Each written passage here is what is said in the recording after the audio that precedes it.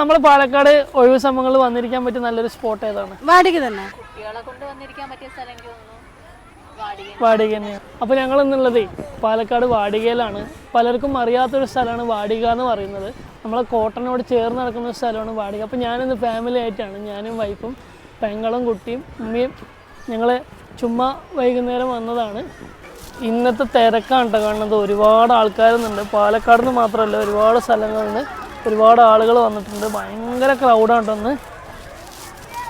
കുറേ ആളുകൾ പല സ്ഥലത്തു നിന്നും വാടികയിലോട്ട് വന്നിട്ടുണ്ട്. ചെറിയ പിള്ളേർക്കൊക്കെ പറ്റിയ ഒരുപാട് ഐറ്റംസ് ഇവിടെ ഉണ്ട്. കളിക്കാനാണെങ്കിലും ഊഞ്ഞാലും അതുപോലത്തെ ഒരുപാട് കാര്യങ്ങൾ ഇവിടെ ഉണ്ട്. വളരെ മനോഹരമായ ഒരു ഉദ്യാനം തന്നെയാണ് വാടിക എന്ന് പറയുന്നത്. നമുക്ക് സായാഹ്നങ്ങളൊക്കെ വന്നിരിക്കാൻ പറ്റിയൊരു അടിപൊളി സ്പോട്ടാണ്. ഒരുപാട് ആളുകൾ വന്നിട്ടുണ്ട്. പൂക്കൾ കൊണ്ടൊക്കെ സമൃദ്ധമായ ഒരു സ്ഥലമാണ് വാടിക എന്ന് പറയുന്നത്. ഹായ്, ഹലോ, പേരെന്തായിരുന്നു?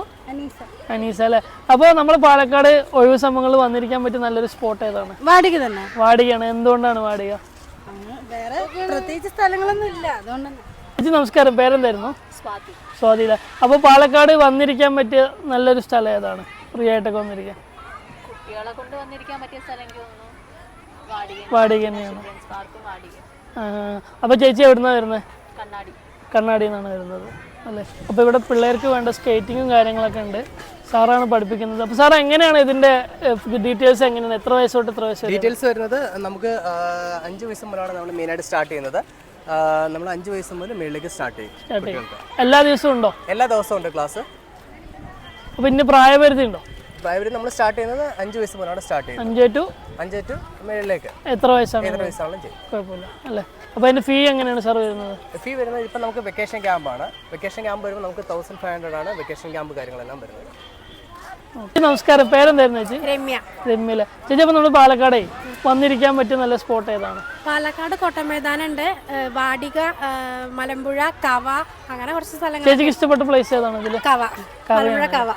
ഭയങ്കര പ്രകൃതി രമണീയമായ സ്ഥലം. ഭയങ്കര സ്ഥലം. നമസ്കാരം, പേരെന്തായിരുന്നു? സനോജ്.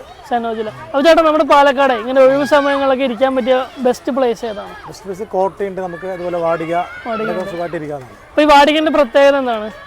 കുട്ടികളെ കൊണ്ടുവന്ന് കുറച്ച് സമയം സ്പെൻഡ് ചെയ്യാം നമുക്ക് ഫ്രീ ആയിട്ട്. അവരെ കളിക്കാൻ വിട്ടേ കുട്ടികളെ കളിക്കാൻ പിള്ളേർക്കൊക്കെ നല്ലൊരു എക്സ്പീരിയൻസ് ആണ്. അതെ, നല്ലൊരു എക്സ്പീരിയൻസ് ആണ് അല്ലേ? നമസ്കാരം, പേരെന്തായിരുന്നു?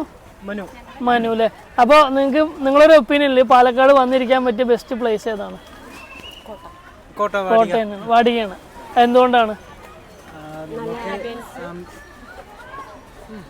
നല്ല ആംബിയൻസ് ആണ്, കുഴപ്പമില്ല. നമ്മൾ സ്ഥിരമായിട്ട് വരാറാണ്.